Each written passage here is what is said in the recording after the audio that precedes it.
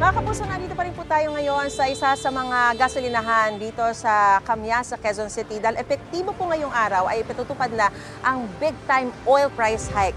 Big time nga po ito dahil 2 pesos and 70 centavos ang dagdag singil sa kada litro ng diesel, 2 pesos and 50 centavos ang dagdag singil sa kada litro ng kerosene at 1 peso and 65 centavos naman sa kada litro ng gasolina. No? At karamihan po sa mga oil companies ay nagsimula na pong ipatupad ito simula kaninang alas 6 na umaga, a few minutes ago. At ngayon nga po ay aalamin natin yung mga sentimiento ng ilan sa mga kapuso nating motorista matapos nga pong magdagdag singil sa presyo ng produktong petrolyo.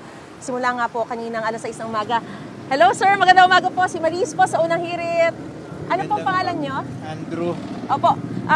Matanong ko lang po kayo, no, yung reaction nyo. Ano po ba ang pinapakarga nyo rito? Diesel o gasolina? Diesel po, diesel. So diesel po is 2 pesos and 70 centavos kada litro ang dagdag singil. Kada litro po yun. Opo. So ano po yung reaction nyo na ganito kataas yung dagdag singil? Sa akin hindi naman, kung baga hindi ako apektado kasi namamasukan lang. Ganun po. Pero syempre, yung sa kumpanya ninyo, Oo, siyempre sila po yung ano. so ano po ang magiging epekto nito kung hindi man sa inyong sariling bulsa? Medyo mabigat ma'am pag ano. Oo. Kasi, Ano po ang magiging diskarte na lang para kahit paano makatulong po kayo sa inyong pong kumpanya? diskarte. Oo. Wala naman kasi hindi naman, pag matraffic, wala. Walang magagawa, wala no? akong magagawa. O sige, ingat na lang po kayo sa Salamat. inyo pong biyahe, no, Seth? Salamat po. Ito, itanungin po natin yung isa sa mga riders na nakita po natin nagpapakarga kanina dito. Magandang umaga. Anong pangalan mo? Miguel po. Oh, Miguel, ikaw ay isang rider, no, so nag-aangkas ka ng Yes po. mga passengers. Yes. Nakita mo na siguro kung ano yung naging dagdag singil. Umabot ka ba dun sa 6 a.m.? Yes po. Umabot ka? So, at least kahit paano hindi mo pa naramdaman yung dagdag singil. Pero sa mga susunod na araw ay meron ng dagdag doon Yes sa po. presyo ng gasolina. So, ano po reaksyon ninyo? Dahil 1 peso and 65 centavos naman sa kada litro ng gasolina ang dagdag singil. Bali, una po, siyempre sa aming mga MC riders, mabigat din sa amin yun kasi malaking parte nung kinikita namin napupunta sa Pangas.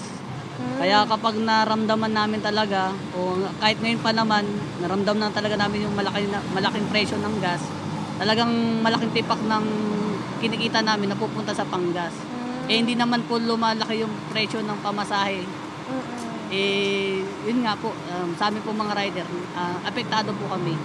So, anong nababawasan sa inyong mga binibili? Dahil katulad niyan, nagdagdag na naman sa presyo ng produktong petrolyo.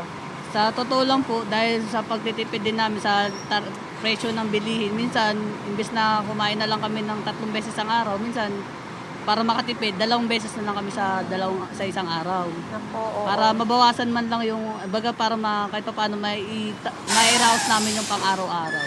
Bukod dun sa pagbabawas ng kinakain, ano pa ang mga diskarte para makatipid? Yun nga po, yung imbis na nagme-merienda kami sa daan, uwi na lang ako para kumain sa bahay. Ganun. Nababawasan na rin yung Nababawasan yung na lang. pupuntahan ninyo. Opo. Oo. Tapos rin po, kunyari may mga ibang mga sideline pa, hindi mas maganda, may sideline. Pero kung wala naman talaga, talagang tipid po talaga. Alright. Maraming salamat, Miguel. Tsaka ingat ka sa iyong pagbiyahe at sa iyong pagtatrabaho. So yan po ang ilan sa mga saloobin ng ating mga kapuso motorista ngayong umaga na nakita naman natin kung gaano magiging pabigat din po sa kanilang mga bulsa yung panibagong pagtataas singil na naman sa presyo ng produktong petrolyo. Yan muna ang latest na sitwasyon mula pa rin dito sa isa sa mga gasolinahan dito sa Camias, sa Quezon City. Balik muna sa studio. Gusto mo bang mauna sa mga balita? Mag-subscribe na sa GMA Integrated News sa YouTube at tumutok sa Unang Balita.